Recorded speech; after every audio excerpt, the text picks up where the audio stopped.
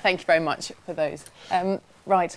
Yeah, the time, I was going to tell you the time, 8:43 if you haven't noticed, and the outbreak of bird flu at a Suffolk farm doesn't seem to have put shoppers off buying chicken and turkey so far. That, of course, is very good news for the poultry industry. But investigations are continuing into what caused the outbreak. Intensive farming is one of the explanations being examined. However, farmers insist intensive farming is vital to meet demand in Britain. Well, Clive Aslett, editor-at-large of Country Life, is here, along with Paul Kelly, spokesman for poultry welfare at the National Farmers Union. Well, let's reflect, first of all, on that, Clive Aslett. It's good news that poultry sales haven't been affected. The public have been reassured that you cannot get bird flu from poultry that's sold in the Yes, I'm sure that's the case. I don't think there's, personally, I think there's really no risk to human health, because the only cases of bird flu in humans have come from people who've had very close contact with poultry indeed, and under quite different circumstances from what we have in this country. So I don't think it's going to make much difference to human health. But should we not be examining, and I put this to you first, Paul, then this possible connection between factory farming, poultry farming and this strain of avian flu?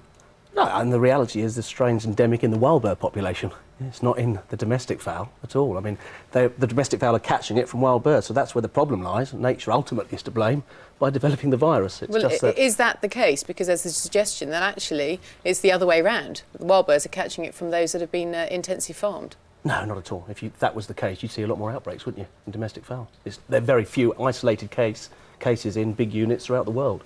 It's the wild birds and small backyard flocks that actually carry a lot of the problem. Well, whichever way it's transmitted, Clive, I mean, there is concern, isn't there, that within these large turkey farms, poultry farms, that the virus can get worse because it's got the close proximity of the birds. Well, they're very vulnerable because they're absolutely packed into these factory farms. They're very, very close together. Of course, their immune systems are likely to be weakened from the fact they never see daylight and so on. And of course, obviously, once a virus gets in, it goes through the whole flock very, very quickly, and so these are difficult circumstances. I mean, the conditions in which birds are kept are much better in this country, although not all of them are terribly attractive from my way of thinking, but they're much better than they are in places like Southeast Asia and South America, which we import a lot from. And the fact that these birds are possibly more susceptible because their immune systems, they might be weaker because they've been raised in the way that they have. I mean, what's your thinking on that, Paul? Well, when you talk about immune system, I mean, when you look at people coming into London on the tube and train every day, the more people you get together, the quicker disease is going to spread. That's the reality of it. But does this not mean that we shed the spotlight now on intensive farming practices and say if we're going to try to reduce this sort of incidence, actually it might be better to have our birds raised in a different manner, free range, in which they'll actually be stronger, their immune systems will be stronger, better. It's better for all of us. Yeah, I don't think there's a poultry farmer in the country who wouldn't love to put less chickens, turkeys in their buildings, but unfortunately the pressure that's on price doesn't allow them to do that. So it's the consumers to blame? Absolutely, it's all the time, isn't it? It's all about price, price, price. You know, it's saving a penny here and there. It's ridiculous. Pay a little bit more, you know, and you get a little bit more. But at what cost if we're seeing incidences like H5N1 spreading in the way that it is? Well, I mean, in any population that's going to spread, you know, by reducing the stocking density in a building, that's not going to stop H5N1. Yeah? That will just, the reality is if you've got 10,000 birds in a shed rather than 5,000 or 15,000, you know, less birds are going to be killed. Yeah? And it won't spread as quickly throughout the whole site. But you know, it's not going to stop H5N1, but in world terms, like Clive said, you know, I think 130 people have died. Well, 6,000 people die every year of normal flu in the UK, so it's not a risk to human health at all. Do you go along with that, Clive? It's consumer pressure here which is leading to these types of farming. Well, I think that is the great problem, because we do import a lot from overseas, and generally our turkey industry in this country is in decline because we are importing so much from elsewhere. So there is a tremendous pressure on price, and I think it's unfortunate that we're importing so much from countries which don't have the same standards as we do, but I think that even the standards that we have, we might look at. That's true. If you look at the turkey industry now in the UK is 30% of what it was 15 years ago, purely because of price coming from Brazil, Chile and cheaper places. You know, it's crazy, absolutely. OK, we've got to leave it there, unfortunately, but interesting debate. Thank you very much both for coming in. Clive, Paul, thank you. Now, weather time. Here's Louise. Morning. Good morning. Cold, frosty start this morning. Some lovely wintry weather. I don't know about you, but I've been missing it really. But wrap up warm. You will certainly need to today, but it's going to be quite a quiet and a pleasant day. So the headline for this morning is really a cold and a frosty one, a real wintry headline we've got for you today. If we could take a look at that at some point. There it is, cold and frosty through this morning. There's not that much in the way of cloud around at the moment, but we have got 1 or 2 showers, and the showers today have got a little bit of wintry flavour. We've had 1 or 2 in the Midlands already this morning, and also peppering up into the far north of Scotland. But first thing, and the next hour or so, temperatures still around freezing in the southeast corner. Not as much fog around though as yesterday, so that's good news.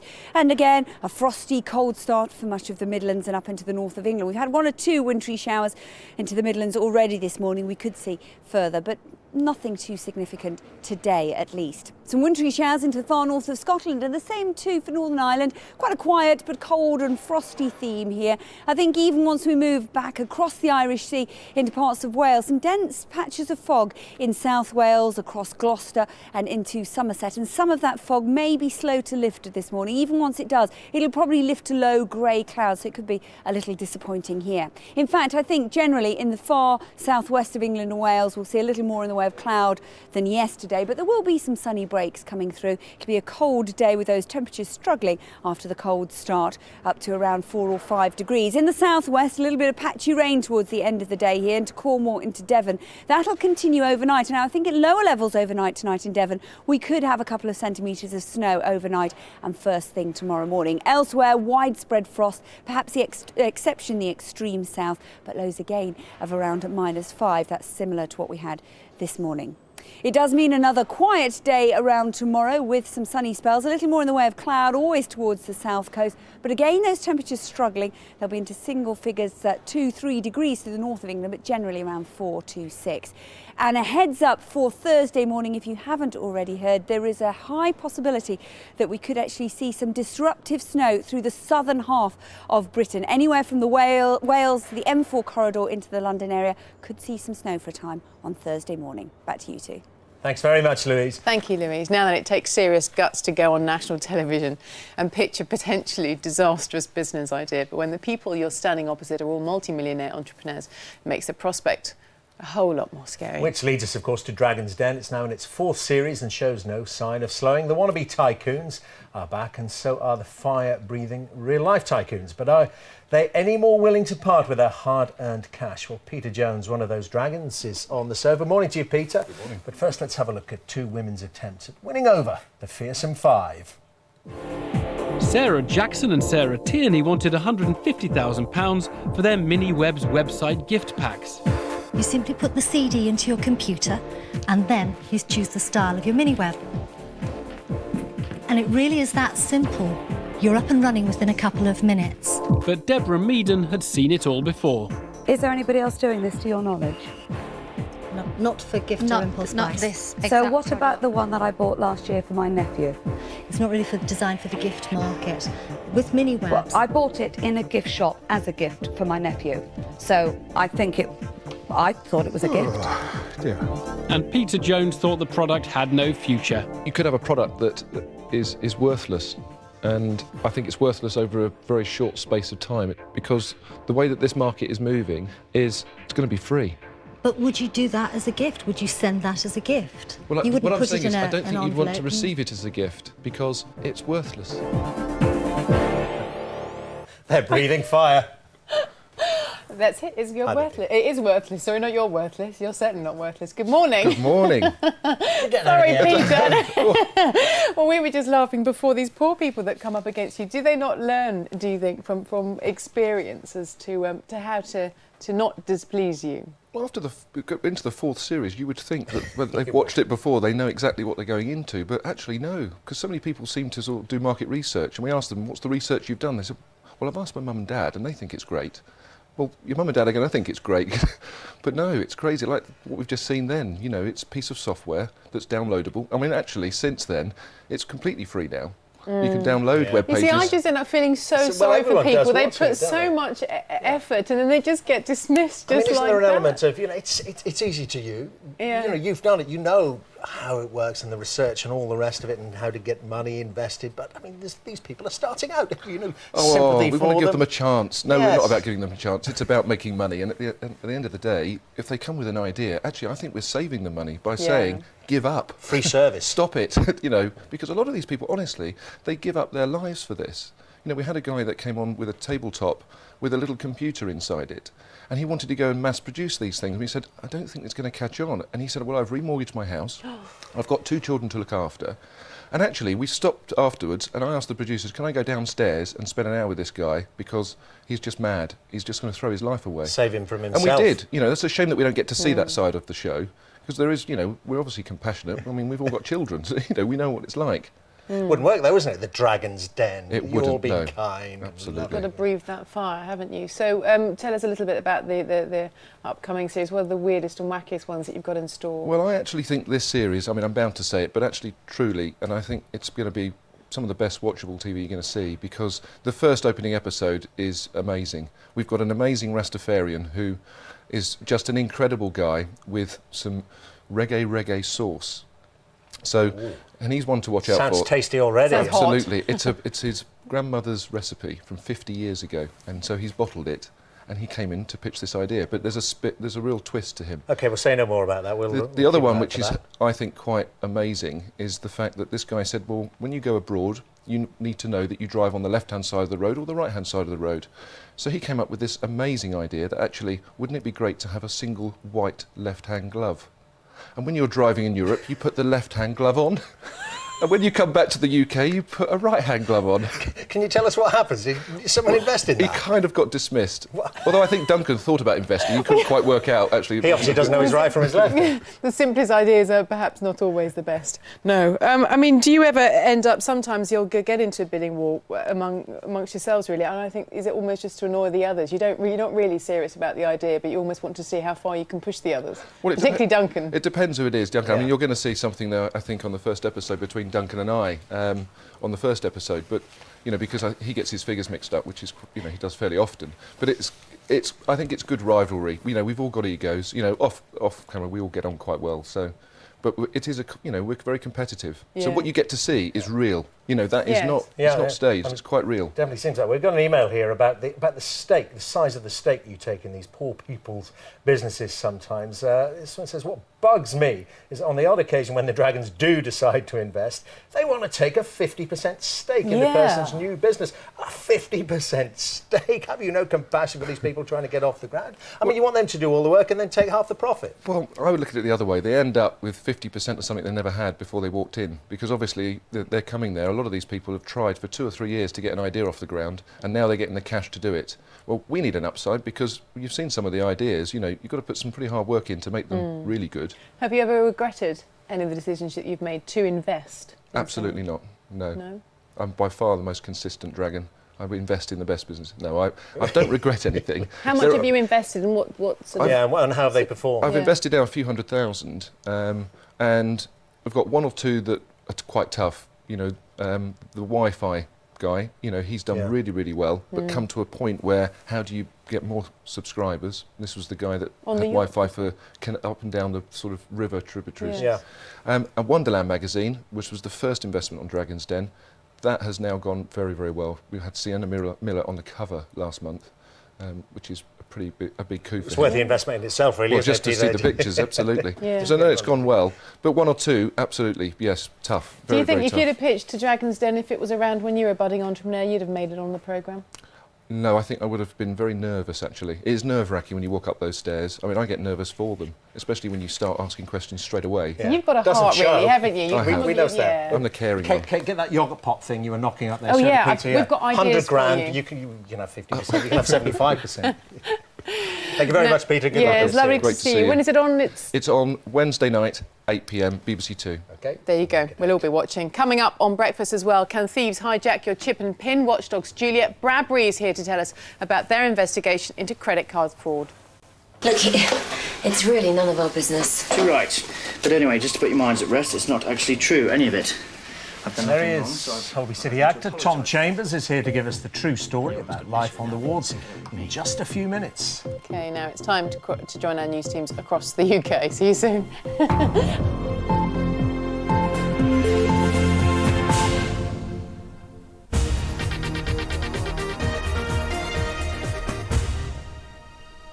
Good morning. An announcement could be made today on the proposed takeover of Liverpool Football Club by two American tycoons.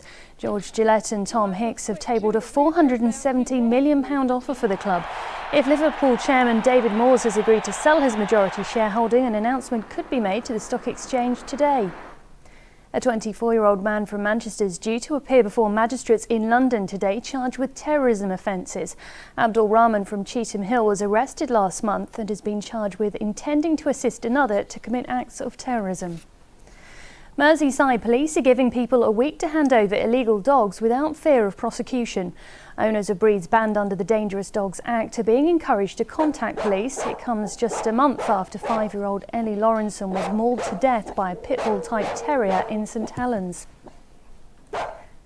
Now, in North West tonight at 6:30, we'll be launching a special competition giving one lucky primary school the chance to be visited by pop group McFly. So don't miss that. That's on North West tonight at 6:30. But now the weather, and we'll have a few sleet or snow showers this morning. Elsewhere dry and sunny. A top temperature of just 4 Celsius. Then tonight dry and largely clear with a widespread frost, and temperatures dipping overnight to a minimum of -5. That's all for now. We'll be back with the lunchtime news at 1:30. Bye-bye.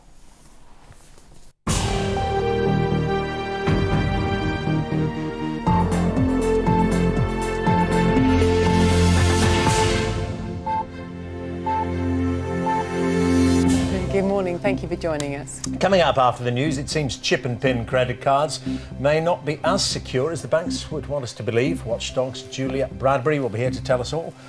And he certainly gets hearts racing in more ways than one. Holby City actor Tom Chambers is here on the sofa. Before all that, let's bring you right up to date with the day's main developments. And the Sun newspaper has this morning published a cockpit video recording of the moment US warplanes attacked a British convoy in Iraq, killing a soldier. The American authorities have refused to allow the tape to be shown at the inquest into the death of Corporal Matty Hull, who died in the incident in 2003. The Ministry of Defence said the recording couldn't be released because it was classified as secret by the US military. The government's chief scientific advisor, Professor Sir David King, has told Breakfast the outbreak of bird flu at a Suffolk farm has not increased the risk of the virus mutating and infecting large numbers of humans. An operation to disinfect the farm is expected to take several days. Sex offenders could be forced to register their email addresses and chat room names under plans being considered by the Home Secretary John Reid. The aim is to make it easier to monitor the activities of paedophiles on the internet. If they lie, they could face penalties. Hot pants, feathered headdresses and a sequin corset. Just another day in the wardrobe of a pop princess. The costumes worn by Kylie Minogue go on display at London's Victoria and Albert Museum from today. She'll open the exhibition, which charts the fashion changes over her 20-year career. Well, there's much more to come on those stories throughout the day, of course, on BBC News 24. Here, however, almost everyone's got them in their purse or wallet. Chip and pin cards, when they were first introduced, cut credit card fraud by a staggering £60 million. And banks are so convinced of their safety that they can be reluctant to refund stolen money. But an investigation by the Consumer Affairs Programme Watchdog says the cards are not infallible. Here's a look. The reason the banks take such a hard line is because they assume chip and pin is unbreakable. But the banks are wrong. Someone else's card in a different location. The transaction was verified with the chip and the pin, and that's going to show up on our victim's statement. Well, Julia Bradbury from Watchdog, as we say, is here this morning. Morning to you, Julia. Morning. So we saw a little snippet of that. What exactly do they do, these investigators? Well, those are two very clever Cambridge researchers who basically, in their downtime, this is how clever they are, have managed to find a way to, I hesitate to use the word clone, but whilst one is making a legitimate purchase, the other one, using computer technology, is downloading the information from your card and making an illegitimate purchase for a much larger sum of money. So let's say you're buying a coffee for £5. Next door, he's using your chip and pin information to, say, make a purchase of up to £1,000 or even more. This obviously means that the two people are working together. That's what they're assuming. But these are just two Cambridge researchers who've come up with this on their own. Not a criminal gang, not working, for years and years.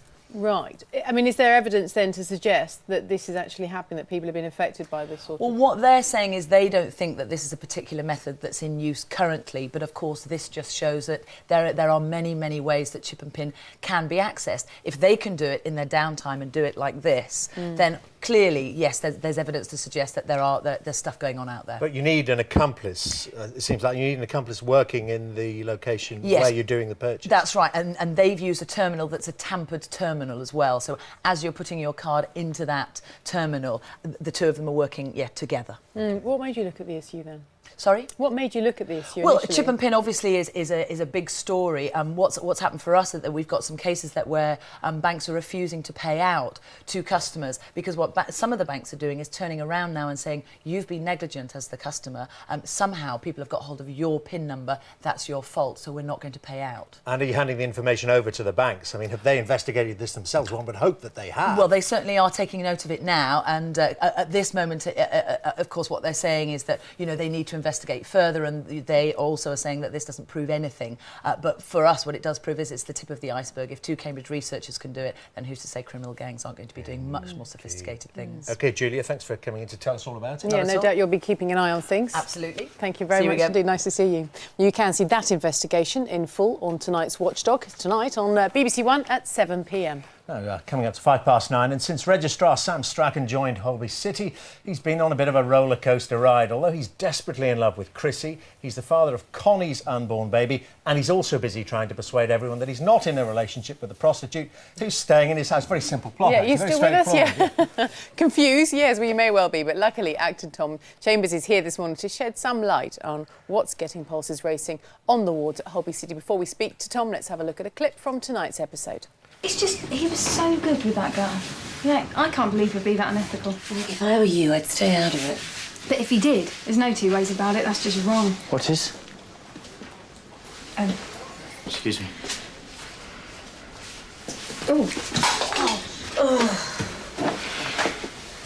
Something wrong?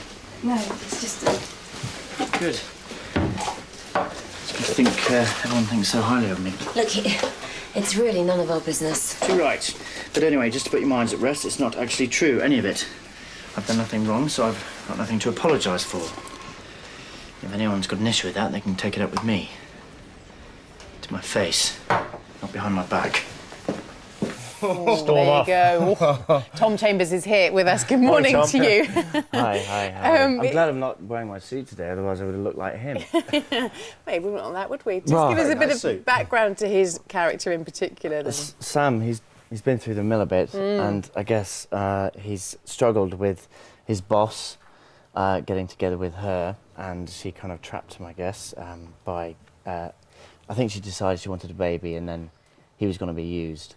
Then he has fallen for Chrissy at the same time, so he then had to tell Chrissy that there is a baby and that he's found out it's his. And at the same time, he's trying to defend himself that there's a girl who's basically homeless and on the streets, no family, her mother's in Spain. He's trying to do the good thing and help her out, but he gives her a key, and he comes back with Chrissy, and they find her in his house, and let alone she's had the cheek to get in his bed. Yes, and that's where the So problem's Chrissy arise. jumps to the wrong conclusion. She does, and she didn't wait to find out that it was all innocent. But I mean, it's coming up. It's a horrible thing. It was quite difficult filming it actually, because when everyone's around you and the rumour land starts, it's the most horrible situation to be in. A bit like being at school when you're in the playground and you think everyone's heard something about you and you're trying to work out whether you're trying to defend yourself, and it was a struggle. It's just so you kind of internalise it. I mean, you can't keep it at arm's length, saying this is happening to Sam, not me. Well, it's funny, even my family are calling me Sam now, which is... So, Dad, it's Tom, it's not Sam anymore.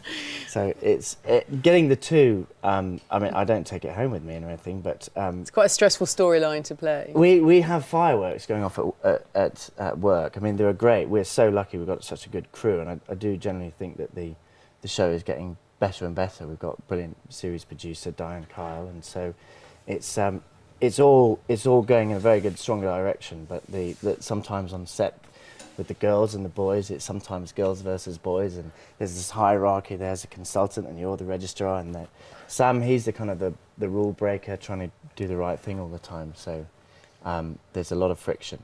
Okay. We want to see a bit of those fireworks. Yeah, I think we should see a bit got another more. clip here. Let's have a look. Andrew has anemia. His blood isn't oxygenated enough. We can't put him on a bypass machine. You're going to have to allow him a transfusion. But you know we can't. Our faith does not allow us to receive blood. don't expect you to understand. You're damn right I don't. You gonna go along with this? Is there another way? Are you? Excuse me? What do you think you're doing? Just answer the question. Is there another way? Sure. We could discharge Andrew, put him on a course of iron tablets, which might improve his anemia. That is what we will do. You'll be playing a totally unnecessary and irresponsible waiting game. I mean, it's a huge risk. Are you so concerned about liability? Lawrence. Liability? Are you totally brainwashed? Your son's life. Are you saying I am not? Mark Williams, consultant nurse. I'm sorry I didn't manage to get here before now. Well, it seems to me you have other priorities. Just who do you think you are? No, I'm a doctor. In case you hadn't noticed. What exactly has Mr. Strachan said? Excuse me, you can stay out of this. You cannot force us to have an operation. Force? You can't force me to watch someone die for no reason. Oh, I've heard about people like you. You're all scalpel happy. You like to play God. I like to play God. Just listen to yourself. Mr. Strachan! I will not be judged by you, by any of you. This is getting completely out of hand. Yeah, well spotted. Let's take this somewhere a little quieter. Okay? Look after Andrew. Thank you. Really are all the thorny issues there, Tom. I mean, that was a family of Jehovah's Witnesses who didn't want their child to have a blood transfusion. Yes, it's a dilemma, isn't it? Because obviously it's a moral and, well, a religious one, and if your son is desperate for an operation, but obviously you're not really allowed to. You can see the obvious dilemma. Yeah. Okay. Your family's, you've got doctors and consultants in your family, is that right? I have. What do they think of the storylines and how those sort of moral issues are dealt with? Yeah. I'm phoning them at 3 in the morning saying, how do you say that word again? I just can't get this right. The jargon you have to come out with is quite astounding, but they, I mean, they're in the paediatrics, and I have so much respect for anyone in the NHS or medical industry. The amount of knowledge that they have to learn, it's a phenomenal amount, and yet they don't get to kind of watch themselves afterwards knowing it's just entertainment, and they have such real life situations where they're trying to help people, but all they get is a bit of grief and red tape around everything, as you probably know. But when you were a struggling actor, didn't you used to deliver supplies to a hospital? Do you know, I did. I had my own 19.5-ton truck with a trolley and stacks of 20 crates on the back, and I was trying to keep the wolf from the door a bit, and at the time not going anywhere, so I was delivering these plastic crates and to hospitals and then also to huge kind of corporations in the city, you know, Canary Wharf, and I mean it was brilliant. I was a fly on the wall of every wall, but it was. And did you know then that you wanted to be an actor, or did you hanker to go into the medical profession as well? I'd been trying for years. I'd been going since '99, and basically 6 years without a proper job. I did do an independent film called Fakers with Art Malik, Matthew Rhys, and it was a great film, but sadly our British film industry didn't quite have the sort of advertising budget. It's very good, it's still out there on DVD, but well, it was... Take a look, yeah. It was then, I then went to America to try and kind of advertise it and kind of promote it. Got a manager. I then went from... I was on Crime Watch once, actually. That was my biggest claim to fame at the time. As a dead body? Well, it wasn't CCTV footage, I'm glad to say, but it was actually... after that, went to Bob the Builder, but didn't accept it. You see, this is what people don't realise. They look at you as this big sort of sexy hunky actor. Well, God, you know, we're all having problems this morning. Sorry, but then they don't realise the path that you've had to tread to get where you are. It's a long one. I'd say it takes 15 years to get overnight fame. I think it took me 15 years from the day I lay in bed after the school production of Dracula Spectacular in 1989 with Guy Leavesley. I just suddenly thought, yes, that's what I want to do. That's it. And it's 15 years later getting the first. Well, great to have you with us. Thank you very much indeed, and lovely to see you. All the best. And that's it for today. We've got another full programme, of course, for you tomorrow, including a look at maverick doctors. There you go, Tom, who experiment on themselves in the name of medicine, as we call it. We'll be back from 6 o'clock. We look forward to seeing you then. Until then, have a great day. Bye-bye. Bye-bye. Kiss, kiss, kiss.